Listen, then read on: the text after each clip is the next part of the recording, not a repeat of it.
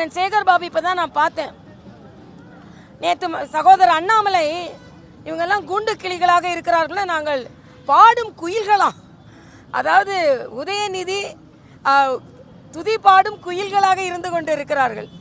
அண்ணாவை வளர்த்தா அவர் அண்ணாவால் வளர்க்கப்பட்டவர். நான் கேட்குறேன், திராவிட முன்னேற்ற கழகத்தில் உட்கார்ந்துக்கிட்டு அம்மாவால் வளர்த்தப்பட்டல் தைரியம் இருக்கா உங்களுக்கு?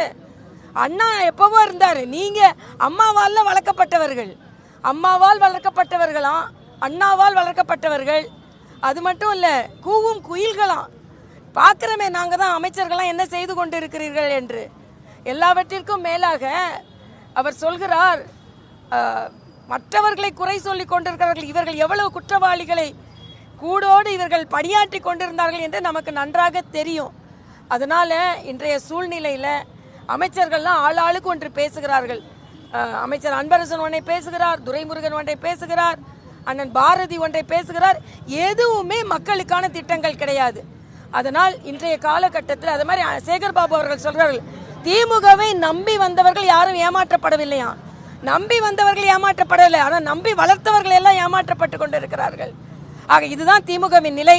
இன்றைய காலகட்டத்தில் மக்களை பற்றி கொஞ்சம் கூட சிந்திக்காத ஒரு முதலமைச்சர், மக்களை பற்றி கொஞ்சம் கூட சிந்திக்காத ஒரு திராவிட முன்னேற்ற கழக அரசு நடந்து கொண்டு இருக்கிறது.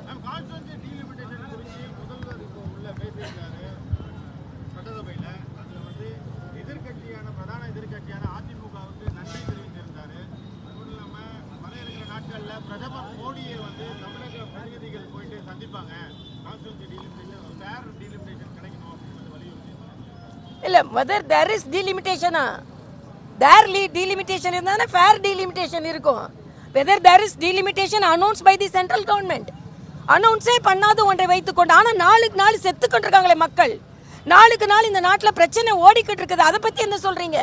இப்போ ஏன் வீட்டுக்குள்ளே சாப்பாடு இல்லாமல் மக்கள் கஷ்டப்பட்டிருக்கும் போது நான் விருந்துக்கு யாரையோ கூட்டிகிட்டு போகிறேன் மாதிரிலாம் இருக்குது. இது மறுபடியும் சொல்லியாச்சு. நான் கேட்குற வெப்சைட்டை திறந்து பாருங்கப்பா, தேர்தல் ஆணையத்தோட வெப்சைட்டை திறந்து பாருங்க. 2026 வரைக்கும் எந்தவித மாற்றமும் இல்லை என்று அதில் தெளிவாக குறிப்பிடப்பட்டிருக்கிறது.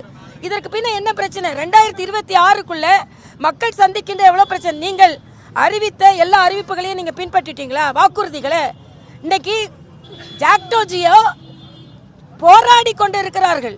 அவர்களுக்கு என்ன பதில் சொல்ல போறீங்க? இன்னைக்கு மின் கணக்கெடுப்பு மாசம் 1ன்னு சொன்னீங்க, அதுக்கு என்ன செய்ய போறீங்க? பால் முகவர்கள் எங்கிட்ட வாங்கின பாலுக்கு என்ன பணம் கொடுக்கலன்னு சொல்லிக்கிட்டு இருக்காங்க, அதுக்கு என்ன செய்ய போறீங்க? ஆக இது மக்கள் பிரச்சனை எல்லாத்தையும் விட்டுட்டு உங்களை தேர்ந்தெடுத்தது மக்களுக்கான பிரச்சனை. சட்ட ரீதியாக அது என்ன நடக்குமோ அப்போது நடக்கும். அப்பொழுது பாராளுமன்றத்தில் நிச்சயமா விவாதம் வரும். இதுக்கு முன்கூட்டியே எதற்கு நீங்கள் இவ்வளவு பதறுகிறீர்கள், பதற்றமாக இருக்கிறீர்கள்?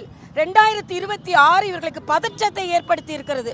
அதனால இல்லாத ஒன்றை வைத்து பிடித்துக் கொண்டிருக்கிறார்கள். தமிழ் மக்கள், நான் தமிழ் மக்கள்கிட்ட இன்னைக்கு வைக்கிறேன், தமிழ் மக்களே உங்களது பிரச்சனையை தீர்க்கிறார்களா? இன்னைக்கு ஒவ்வொரு பாராளுமன்ற உறுப்பினரும் போய் ஒவ்வொரு வரவேற்று கொண்டு இருக்கிறார்கள். உங்களை வரவேற்றார்களா? நாங்க ஏற்பாடு செஞ்சாதான் திமுகவை ஏற்பாடு செய்ய ஆரம்பிக்கிறாங்க. பாஜக களத்துல இறங்கிட்டாங்க, நாம களத்துல இறங்காம இருக்க முடியாது அப்படின்னு.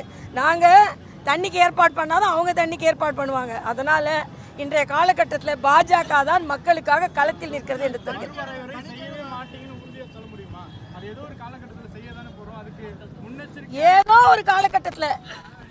ஏதோ ஒரு காலகட்டத்தில் மக்களின் வாழ்வு நல்லா இருக்குன்னு செஞ்சீங்களா? நான் என்ன கேட்கிறேன், எதுவுமே யூகத்தின் அடிப்படையில் எதையான்னு செஞ்சுட்டு இருக்க முடியுமா? நான் கேட்கிறேன். தீர்க்க வேண்டிய எவ்வளவோ பிரச்சனை இருக்கு, யூகத்தின் அடிப்படையில் எல்லாத்துக்கும் சொல்லிட்டு இருக்க முடியுமா? பிளே ஸ்டோர் மற்றும் ஆப் ஸ்டோரில் இருந்து பாலிமர் செயலியை QR கோடு மூலம் பதிவிறக்கம் செய்யுங்கள். செய்திகளை உடனுக்குடன் பெறுங்கள்.